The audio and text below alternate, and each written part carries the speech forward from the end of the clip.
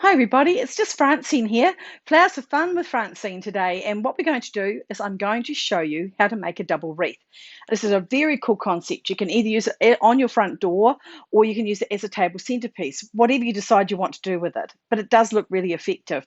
So what I've got here, I'm going to do this so you can actually see me doing it. I'm going to turn the camera so you can see it onto the table.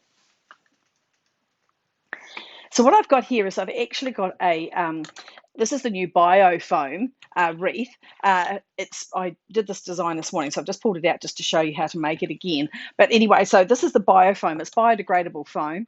And then what I've got here is I've got a Twig wreath. Now, this one here is very, very cool. Just it's about the rhythm and the texture. Now, you can either make these yourself or you can pre-buy these.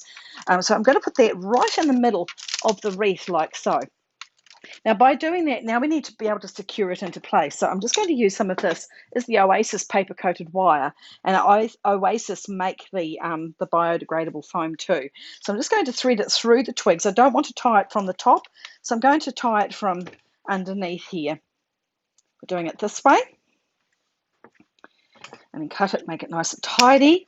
And I would probably do about 5 tying points. I think it's better to have as many tying points as you possibly can, where it's nice and stable, and it all comes back to strong mechanics. Because you're wanting to hang this, you need to make sure that all your plant material or anything that you're using is really well secured onto your base. So I'll just come around to do another tie around here. So I'm going to do 5 ties on this one. A little bit more here. The people have asked me about reusing the Oasis. I don't like to reuse it. I'm only doing this because I did this one this morning and I'm redoing just to show you. But if you do want to reuse it, I advise against it. The reason being that the bacteria from the flowers that have died will cause the other flowers, the new ones, to go off a lot quicker. But if you're wanting to do it, you can run the foam underneath boiling water and let it really, and so it helps it soak in, and allow it to cool, and then you can pop your flowers in. It's a way of sterilizing the foam to get rid of the bacteria. So that's a way of doing it. So I'm just going to just tie this on so it's nice and secure onto here with a paper coated wire, but I prefer to use fresh foam. If you're using some of these plastic bases that you can get, you can buy then the block of foam and cut it up to suit the wreath frame, and then pull the old stuff out, hot glue, cut it to size, and then hot glue the new stuff in. But that's just showing how to secure. That's nice and strong. It's not going to go anywhere. Now I need to think about my tying to get it to hold onto the door. So I've got here some lovely wired ribbon, nice and strong again. So this time I'm going to again feed it in through the wreath base, at the twig base, as well as the in through by where the floral foam wreath is. Bring it in, tie it on. And I'm going to do what we call a double tie. So I'm going to tie it, do a double knot, and then I'm going to give a little bit of a gap, and then I'm going to tie it again. I'll probably bring it around here. So I've tied it, double tied it. Now I'm going to do another double tie. Pull it back a bit so you can see. A little bit of a gap there, double tie, and then you can do a little bow. Later on we'll tidy this up so it looks nice and tidy. Do the bow so it comes through like so. So you got your bow there, and that's now going to be where we're going to have it, so it's going to anchor from the top. I need to retie that possibly, make it a bit tidier, a little bit smaller to start with. We're just going to tuck that away for now and know where that is on your design. So now once you've done that, what you do is I've got a cryptomeria hedge out the back, and it looks a bit like a conifer, like the pine. So what I'm going to do is I'm actually going to use the cryptomeria, and I'm just cut it into little short pieces, and I'm going to go right around the edge, and I'm just going to put the cryptomeria in, overlapping as I go. So just putting it all in, overlapping as you're working your way around. And this is a really good, but any conifers that you got, I prefer to use the conifers because it gives a lovely textural contrast. It really gives that Christmassy feel, and it's quite nice to use. So I've cut all these to size, so it's easy enough for me just to pop them all in. And I also like to work on a turntable. So if you've got an old turntable that you can do, this is actually Lazy Susan, but you can just use a cake turntable for when they ice cakes, or any sort of turntable you can use. And it's a lot easier to get a far better balance on your design visually as well, because as you're turning it around, you can see the rhythm that it's creating and that it's well balanced. Also means you're not damaging it by picking it up and putting it down, picking it up and putting it down. Just by turning the table, nice and strong, firm placements of the cryptomeria or your conifer around the edge. Work our way right round. Get in there. A bit more. Just keep coming. So you can completely go right around the edges.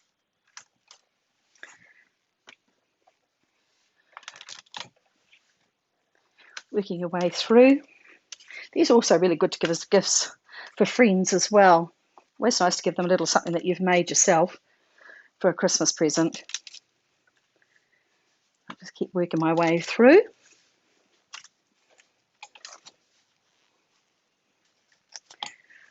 Nearly there. I could have pre-done this, but I'd like to do it where you can actually see right from the word go, what's she doing? How did she actually start that? So I've gone all the way around. Now what I'm going to do is I'm going to step it in just a little bit, just to bulk it up. And this is going to give me a little bit more third dimension, a bit of depth, but space them out. You don't want it to go as thick as what you've done around the edges. So just space it out as you're working your way around. Still short.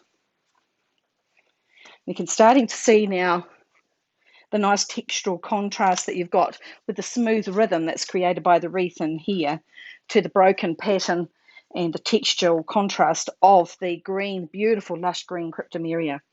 Makes the whole thing look nice and fresh.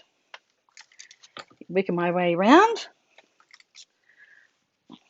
Just about there. A couple more pieces in here.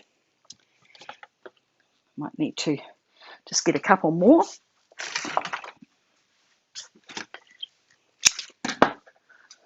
Placing it in.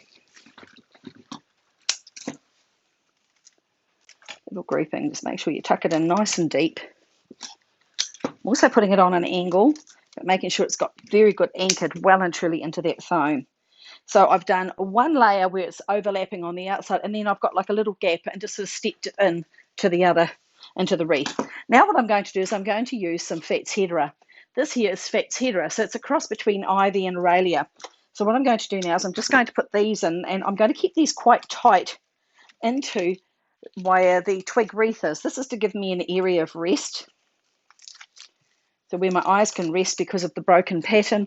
It's also to add accent onto the wreath frame, because that's what I want you to focus on at the moment. So just pop these in here, gently work my way around them, overlapping as I go. Space about a little bit, might be a bit much.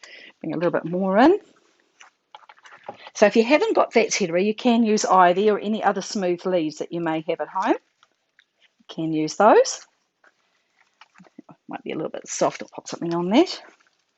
Tuck another one in through here. So again, all of this has been treated with the Oasis Floor Life Quick Dip, just to help hold the plant material. It makes it so much easier. But as you're seeing, the smooth leaves now settling the eye down, and it's really making you focus more onto the wreath in the centre. So taking it around. A couple more just in through here. Another one. One more in there. Take that one in. You can wire these if you want to wire them, but I thought it'd be nice and quick just to show you without wiring them today. I just want to put another couple. Where did they have just a little bit of a gap there? Just tuck another one just in there, just to group it up a little bit more. Maybe another one just in there. Oh no, that looks pretty good actually. So now, as you can see, I've got the contrasting leaves here of the Faxhedera with the twig rhythm that's been created with the inner wreath.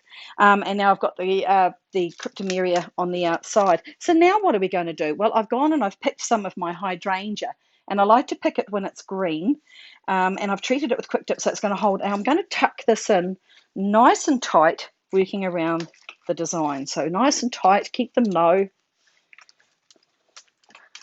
And I don't want to make a complete solid ring of the hydrangea. I just want to have little placements of it to take your eye around the design. Put that one in there. So tucking it in. Might just move that wire out of the way. That's a little bit better. Make myself a little bit and keep it tight up to the ring. It's better. Working your way around. coming in through here. Now what I've got, actually I might put this one here. I'll tell you why, because of this is the top. So I'm going to make just a stronger grouping here of the slightly bigger hydrangeas at the top of where it's going to hang. So now I've got my hydrangeas that I've placed equally around there with a little bit of a heavier grouping up the top. Now that I've done that, I might just put a couple more leaves in there, just hydrangea leaves, just poke them in too, just to bring it through. So now I've got here some of my longiflorums. These are my Christmas lilies, and they haven't opened yet, but I want to use them in this design. So I'm just going to pop these in here. And I've also got some buds off some of my Asiatic lilies. So I'm just going to put a couple of groupings. I've only got 3, so I'm just going to place these where I think I'd like them to go. So put another one down here. So it goes that way, placement at the top. I've also got some gorgeous white Asiatic lilies. So I'm going to pop them in through here as well. Just tuck one in nice and low. Give it a friend. Got to keep it company there so it doesn't feel lonely. Whoops, a dozy, that one's come out. That's okay, we'll just put that one in. Tuck that in nice and tight, nice and low. This one needs to go back in. I'll just put that one in there. That's better. So now I've got my lilies in. You can see it's all starting to come together now. So then I've also got here some of my dahlias, a range of dahlias that I'm going to use. Again, keeping it nice and tight, working your way around your design. And every now and then you just stop and put a little bit of a heavier grouping together. This gives more impact than going dot, dot, dot. So I'm just going to group these in together, taking them down low. Do another little grouping over this side, taking your eye around. Another one of those in there. Moving your eye through. See how much easier it is having a turntable doing this? Much, much easier working. That one in through there, tuck that in. I've got a few little buds here. I'm just going to put some of the buds in. A few little buddies. Tuck these ones in quite low. Put them on a slight angle. Taking them through. And I've got some more here. I want to strengthen this placement up here. So I'm going to put a couple of buds just in through here. Just bring my eye down just a little bit, in and around to give good rhythm. That one there I won't use. This one here I will. Just strengthen it. Try not to lose the round shape of your wreath though when you're doing it. Now another thing I have here is I've got these gorgeous, I might put them in a moment, but I've made moss balls up. So I've just got the moss and I've used a bullion wire, which is the fine wire. So I've rolled it in my hand and then I've just got the wire and I've gone around and around with the wire to get it how I want to go. Cut the wire, twist it, and then you just roll it in your hand and you get the shape that you want. Put it on a stick. I'm just going to do a little grouping of the moss.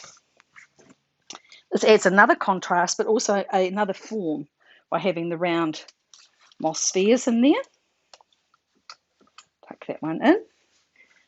Put another one here again, remembering because it's a wreath, we want to go take our eye right around the whole design with unity as we're working.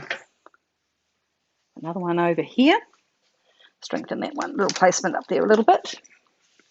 And one more over this way. Tuck that one just in underneath here, might be quite nice. That's it. But now, just to give it that Christmas feel, I'm going to use just a few of my Christmas baubles. Better put these in. These are Uracema, the little mousetrap plants, and I just thought they would be kind of gorgeous to have in here, the way the little tails are whipping around. So pop them into the foam, and then just take the little tendril part around. Actually, no, I don't want it to go into the wreath. Just bring it around the edge because I don't want to detract from that rhythm that's creating. We've got just a few of these. I'll pop a couple in. Bring another one out through this way. Take another one in through here.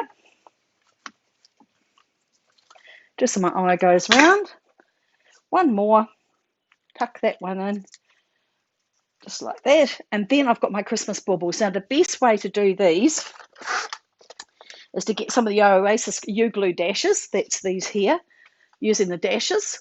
And all I do is I put one corner, I take the little cap off where they hang, one corner of the U-glue dash on the top there, stretch it out, pull it right around the bobble.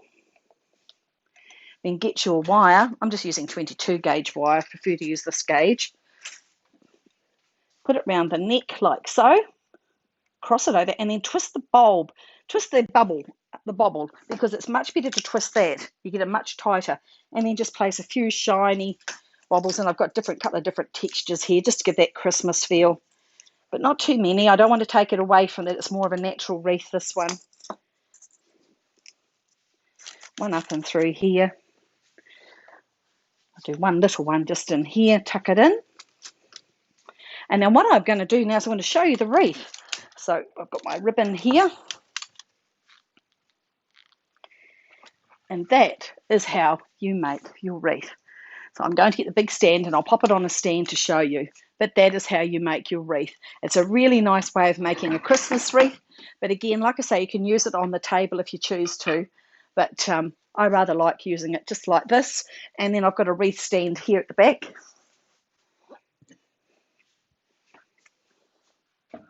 So I'll pop it up here so that it can hang on my wreath stand.